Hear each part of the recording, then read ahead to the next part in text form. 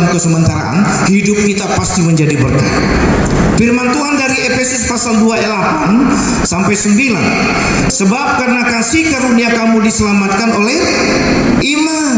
Itu bukan hasil usahamu tetapi pemberian Allah. Itu bukan hasil pekerjaanmu.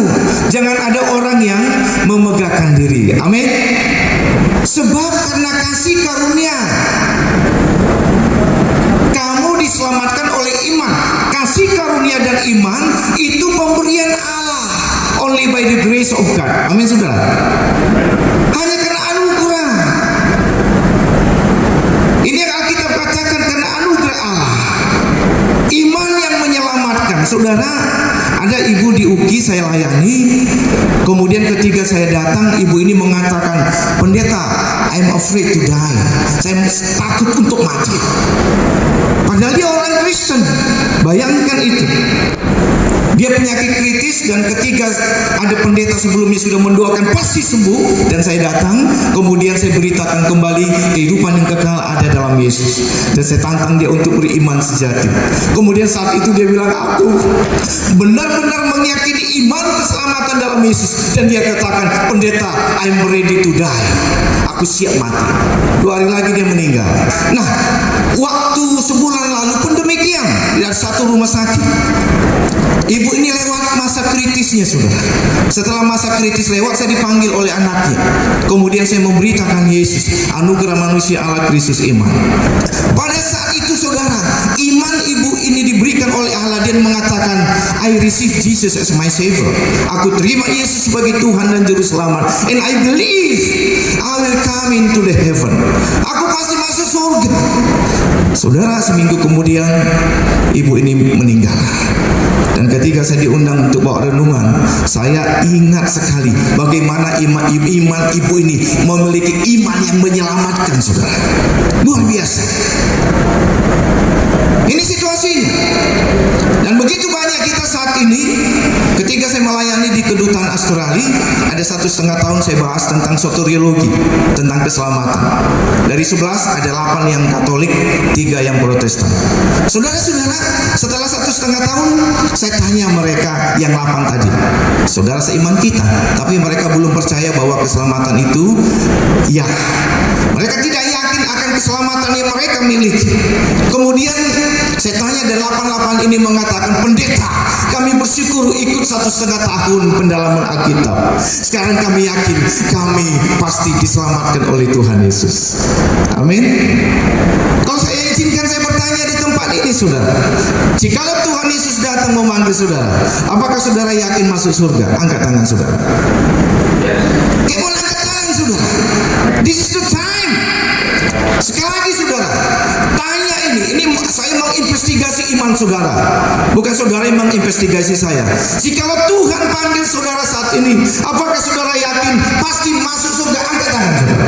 1, 2, 3, masih ada 30% yang belum. Hayo, timon. Mari kita bahas firman Tuhan, saudara yang terkasih. Roma 12 ayat 1 dikatakan, "Karena itu saudara-saudara, demi kemurahan Allah aku menasihatkan kamu supaya kamu mempersembahkan tubuh sebagai persembahan yang hidup, yang kudus dan berkenan kepada Allah."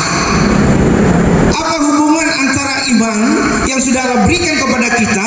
Apa hubungan antara anugerah yang sudah Allah berikan kepada kita dengan perbuatan atau pertobatan? Jelas Roma 12 ayat 1 mengatakan, karena Allah sudah memberikan kemurahan, demi kemurahan Allah. Tidak ada pernah Alkitab mencatat untuk mendapatkan kemurahan aku menasihatkan kamu bertobatlah. Tidak.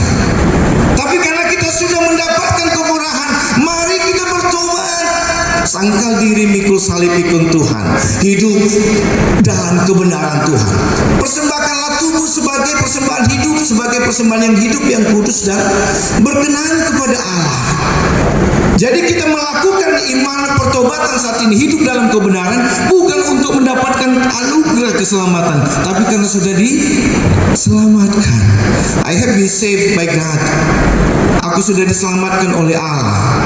This is why I walk in the truth. Itu kenapa aku berjalan dalam kebenaran. Tunjukkan engkau sudah diselamatkan oleh Allah, hidup dalam kebenaran.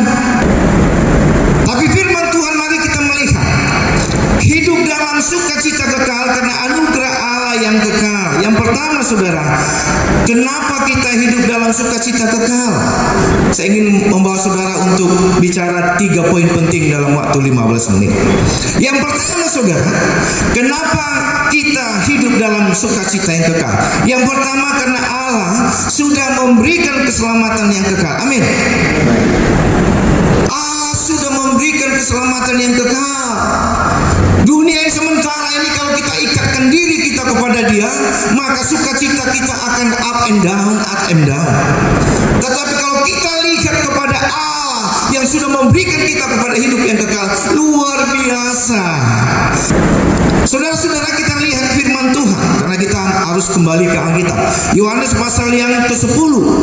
Izinkan saya baca ayat 27, 28, 29, 30. Yohanes pasal yang ke-10 ayat 27. 27 dikatakan, domba-dombaku mendengarkan suaraku.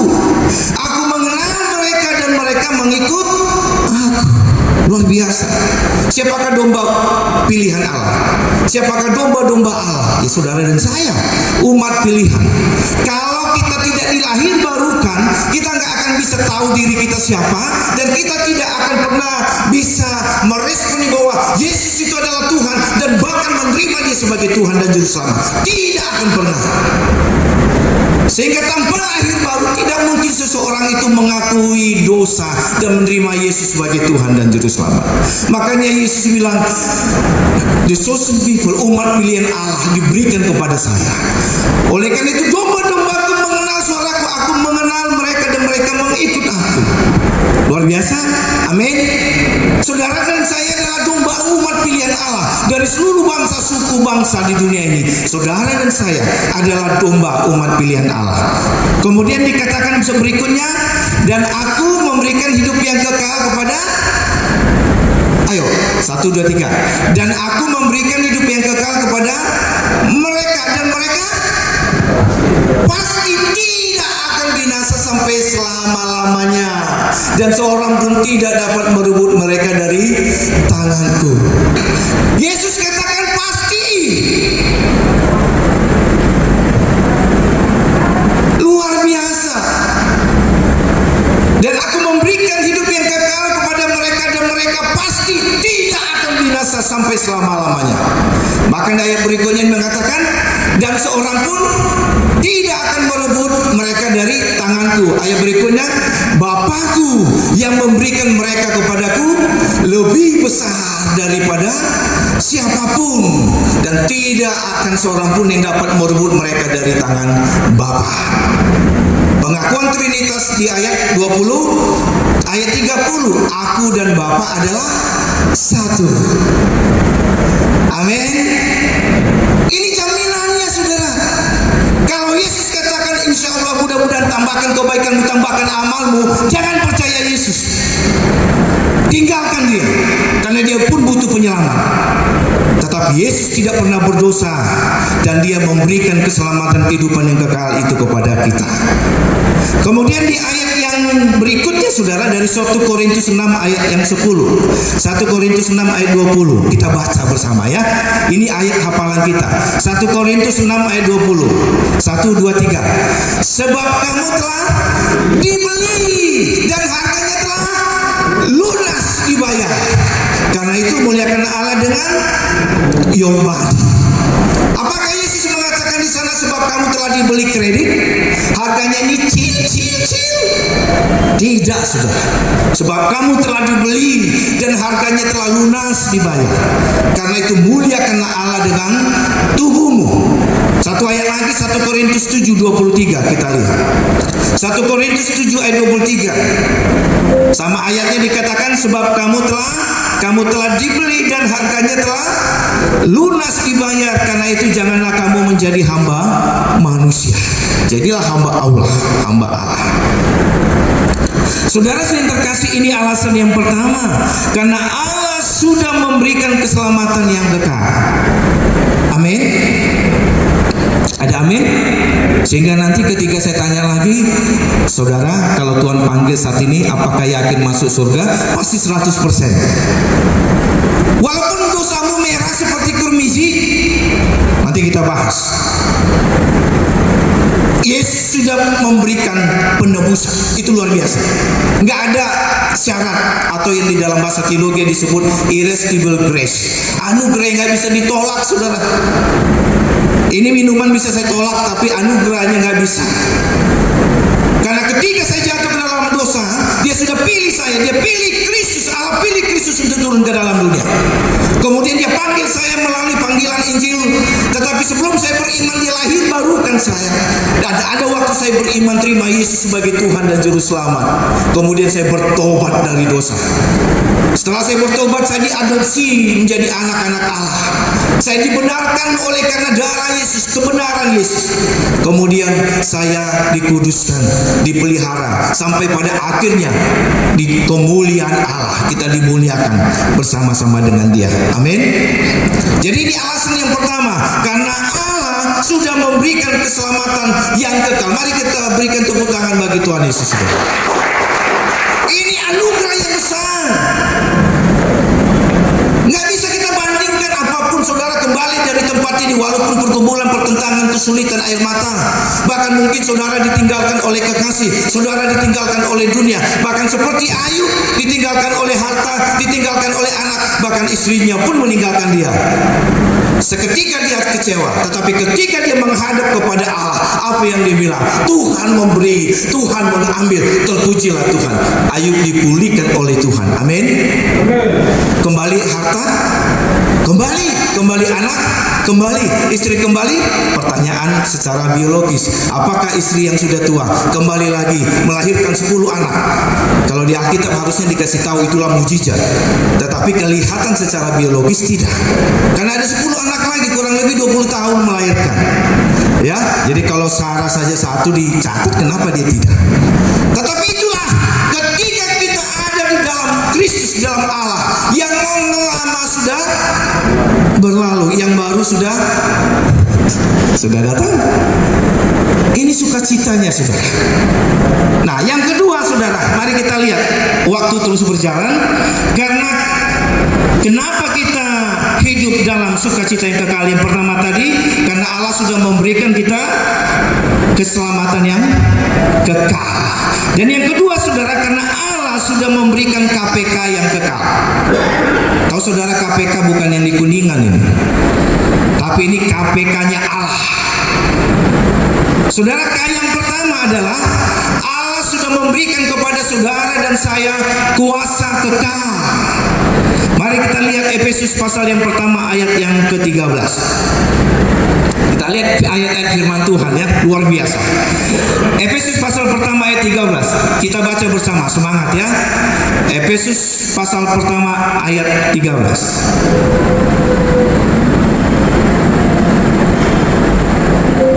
Efesus pasal yang pertama ayat 13. Kita baca bersama, 1, 2, 3. Di dalam Dia kamu juga, karena kamu telah mendengar firman kebenaran, yaitu Injil keselamatanmu. Di dalam Dia kamu juga, ketika kamu percaya, dimateraikan dengan Roh Kudus yang dijanjikannya itu. Ini dasarnya.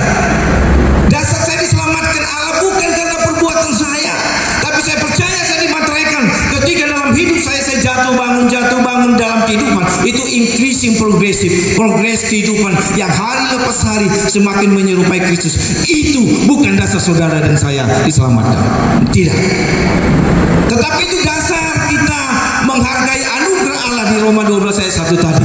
Hari lepas hari terus bertambah-tambah indahnya. Tapi itu bukan untuk dasar kita diselamatkan.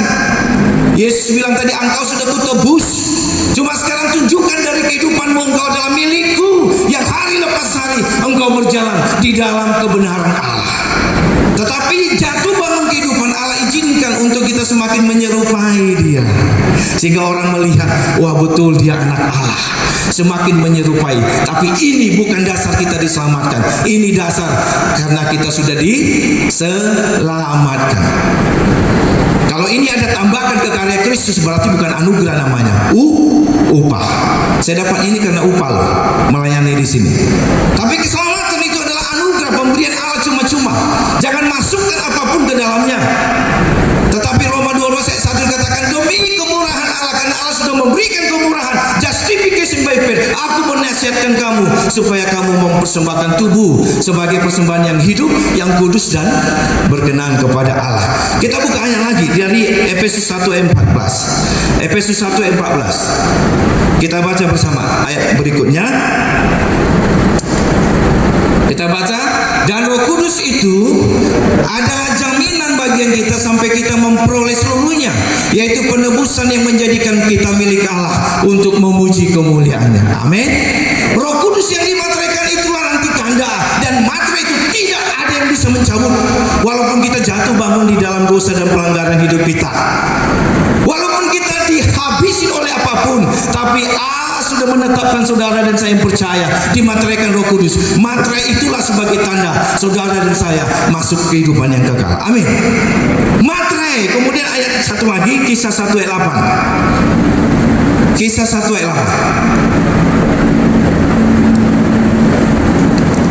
8. Kita baca, tetapi kamu akan menerima kuasa kalau Roh Kudus turun ke atas kamu, dan kamu akan menjadi saksiku di Yerusalem dan di seluruh Yudea dan Samaria dan sampai ke ujung bumi. The power of God. Kapan kita menikmati anugerah Allah? Pada saat kita bersandar kepada Roh Kudus. Muncullah kasih, sukacita, damai sejahtera, kesabaran, kemurahan, kebaikan, kesetiaan, kelemah lembutan, dan penguasaan diri. Itu kuasa Roh Kudus, kuasa Allah. Tidak ada kedagingan yang mampu melakukan itu. Tidak ada hal-hal yang duniawi bisa melakukan itu. Tetapi kalau hidup dalam daging, percabulan, kecemaran, hawa nafsu, penyembahan berhala, sihir, perseteruan, perselisihan, amarah, kepentingan diri sendiri, percideran, roh pemecah, kemabukan, pesta pora, dan sebagainya. Kuasa itu nyata ketika saudara dan saya hidup di dalam pimpinan Roh Kudus Allah. Amin. Rely on God, rely yourself into the power of the Holy Spirit. Itu artinya serahkanlah pikiran, hati, dan hidup kita, tindakan kita kepada Roh Kudus, maka kita akan berbuah seperti yang Tuhan mau. Karena ada kuasa. Nah, kemudian kita lihat apakah hubungan antara saya melakukan kesalahan dengan anugerah. Kita buka di dalam Efesus pasal 4 ayat 30. Ketika saya sudah menerima Yesus dimantarkan Roh Kudus, saya jatuh bangun dalam dosa. Apakah Roh Kudus pergi atau terbang atau keluar? Kita lihat. Kita baca bersama 1, 2, 3. Dan janganlah kamu mendukakan Roh Kudus Allah yang telah memateraikan kamu menjelang hari penyelamatan. Roh adopsi, Roh Allah yang menjadikan kita anak-anak Allah. Ini sama seperti Amang Pendeta Naburcu mengangkat saya sebagai anaknya, adopsi. Ketika saya jatuh dalam dosa, Amang Naburcu juga bilang, nang anakku bego. Nggak ada. Coba bapak-bapak di sini, anak-anaknya jatuh dalam dosa, bilang ke anaknya, pergi kamu. Begitu? Enggak. Tapi yang kita rasakan apa ketika anak kita jatuh ke dalam dosa? Kita berduka, betul? Aduh anakku, sudah ku bilang jangan, sudah bapak bilang jangan, tapi kau teruskan, jatuh kau dalam dosa. Udah lama, bertobatlah ya. Pernah dibilang pergi kau? Enggak, saudara. Itulah roh adopsi. Roh Kudus berduka ketika saudara dan saya jatuh dalam dosa. Allah berduka ketika saudara jatuh dalam dosa. Selesai. Yang kita harus lakukan menyenangkan hati Tuhan. Jangan mau lagi jatuh dalam dosa. Hidup di dalam pimpinan Roh Kudus. Amin. Itu yang dikatakan di sini. Jadi ada kuasa kekal. Kemudian kita lihat itu tadi K-nya, KPK. P-nya adalah pertolongan kekal. Kita lihat Kisah 9 ayat 31b saja. Kisah 9 ayat 31b. 5 menit lagi ya. Kisah 9 ayat 31b. Yang B-nya kita lihat, jemaat itu dibangun dan hidup dalam takut akan Tuhan. Jumlahnya makin bertambah besar oleh pertolongan dan penghiburan Roh Kudus. Siapakah penolong kita? Allah. Rahasianya di mana? Fear of God. Takut akan Tuhan. Istilah bahasa Alkitab takut akan Tuhan adalah honor your God. Hormati Tuhanmu. Kalau kita nggak menghormati Tuhan, kapan kita takut? Benar? Nah, kita lihat saudara, yang penting adalah yang ketiga. Tadi ada pertolongan kekal. Jadi saudara dan saya, rahasia kita ditolong oleh Allah adalah hormati Allah, bergantung kepada Dia 100%. Luar biasa. Kemudian yang ketiga, KPK-nya kebenaran kekal. Kita buka Roma 10 ayat 4. Roma 10 ayat 4. Kita baca bersama. Roma pasal yang ke-10 ayat yang ke-4. Kita baca 1, 2, 3. Sebab Kristus adalah kegenapan hukum Taurat, sehingga kebenaran diperoleh tiap-tiap orang yang percaya.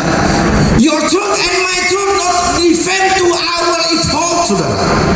Kebenaran saudara dan saya tidak bergantung kepada kebenaran kita. Pasti kita semua dosa. Roma 3:23, sebab semua manusia sudah berbuat dosa dan sudah kehilangan kemuliaan Allah. Roma 6:23, upah dosa adalah maut. Semua kita harus dimurkai. Tetapi Yesus datang menggenapkan hukum Taurat, dan kebenarannya itulah diberikan kepada kita. Sejak Dia lahir, Dia tidak lahir dari laki-laki membawa dosa warisan. Selama Dia hidup, Dia tidak pernah melakukan dosa, dan Dia menggenapkan, dan kebenarannya itulah diberikan kepada saudara dan saya. Berikan tepuk tangan bagi Dia. Ini dasar kita dibenarkan pada saat hakim penghakiman kelak. Kalau saudara dan saya dihakimi berdasarkan kacamata hakim, pasti semua masuk neraka. Benar? Karena semua berdosa, saudara. Tetapi datang di depan kita ada pembela kita, Yesus Kristus. Sang hakim melihat, waduh, tidak ada cacat. Semua pengikutnya di belakang ikut Yesus masuk surga. Kenapa? Yesus mengatakan, akulah kebangkitan dan hidup.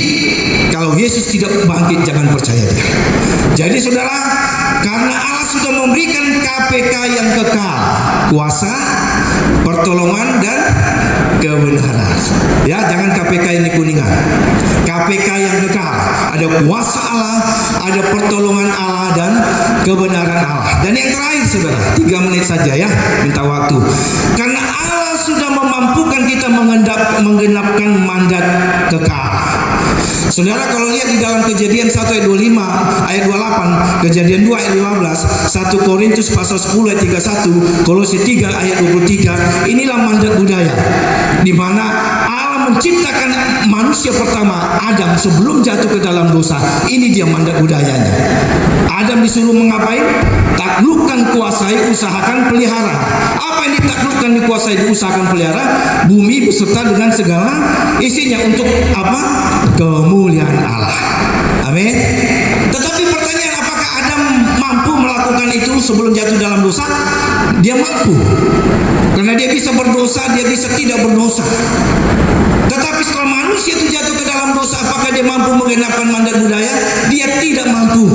Bahkan di dalam Kejadian 6 ayat 5 ketika Tuhan mengatakan, ketika dilihat Tuhan bahwa segala kecenderungan kejahatan manusia besar di bumi, segala kecenderungan hatinya senantiasa membuahkan kejahatan semata-mata, maka Allah disepoi kecewa, dibuang kita dari taman kehidupan. Jadi setelah manusia jatuh ke dalam dosa, saudara dan saya tidak mampu lagi untuk menggenapkan mandat budaya tadi, yaitu untuk memuliakan Allah. Terjadilah KKN TSM seperti yang sekarang. Semua diputar balikan. Harusnya Allah yang memuliakan, tidak, Allah yang ditinggalkan. Mungkin hanya sholat saja atau kita ibadah saja. Seharusnya kita menaklukkan, menguasai, mengusahakan, dan memelihara bumi dengan segala isinya untuk kemuliaan Allah. Enggak, cari kekayaan sendiri. Kekuatan oligarki yang luar biasa, duit yang bermain yang luar biasa. Ini yang dikatakan Allah memberikan mandat budaya. Kapan itu bisa dikembalikan atau dilakukan? Setelah seseorang terima Yesus sebagai Tuhan dan Juru Selamat. Kenapa? Karena ada tadi, dia bersandar kepada Roh Kudus atau bersandar kepada daging. Kalau pimpinan di sini mengatakan lakukan ini komisimu 500 juta, tinggal kita milih bersandar ke Roh Kudus atau ke Roh Kudus atau ke Roh Kudus. Tidak tahu kita. Kalau bersandar kepada Roh Kudus pasti katakan no, nggak ada yang kuat saudara. Nobody strong, benar? Kita semua lemah, daging ini lemah. Oleh karena itulah dipenuhi Roh Kudus, berarti orang itu dipimpin oleh Roh Kudus, baik pikiran, hati, dan tindakannya. Dan yang terakhir saudara dikatakan, yang kedua adalah yang pertama tadi mandat budaya, yang kedua mandat Injil. Ini sekarang beritakanlah firman. Kita diberikan Allah kemampuan untuk menggenapkan mandat Allah, yaitu yang pertama mandat budaya, yang kedua mandat Injil atau memberitakan anugerah. Karena Yesus datang ke tengah-tengah dunia tidak membawa agama. Amin. Dia membawa keselamatan bagi siapapun. Kalau saya izinkan bertanya, siapa yang mau pensiun? Dan saya tanya, berapa orang yang sudah mendengarkan Yesus? Dari mulut bibir saudara, mungkin pasti merenung. Yang ada adalah hitung kekayaan yang sudah simpan deposito dan sebagainya, money laundry dan sebagainya. Itu sementara saudara. Tapi jiwa-jiwa itu yang Tuhan nantikan di tempat ini, Polres ini. Begitu banyak jiwa yang belum menerima anugerah. Tawarkan anugerah, bukan agama. Karena kekristenan itu sebenarnya itu buatan manusia kan? Tapi Yesus lihat di Alkitab, apakah dia datang membawa agama? Enggak. Dia datang membawa keselamatan. Amin. Mari kita beri tepuk tangan bagi Tuhan Yesus. Oleh karena itu, sebagai penutup firman Tuhan, hidup dalam sukacita kekal karena Allah yang kekal. Yang pertama tadi, karena Allah sudah memberikan keselamatan yang kekal. Yang kedua, karena Allah sudah memberikan KPK yang kekal, yaitu kuasa, pertolongan, dan kebenaran. Yang ketiga, karena Allah sudah memampukan kita menggenapkan mandat Allah, yaitu mandat budaya, muliakan Tuhan. Yang kedua, mandat Injil, beritakan Tuhan. Apa maknanya mandat memuliakan Tuhan? Yang pertama, mengakui kebesaran Allah. Itu mulia. Seringkali kita mengatakan, aku ingin memuliakan. Berarti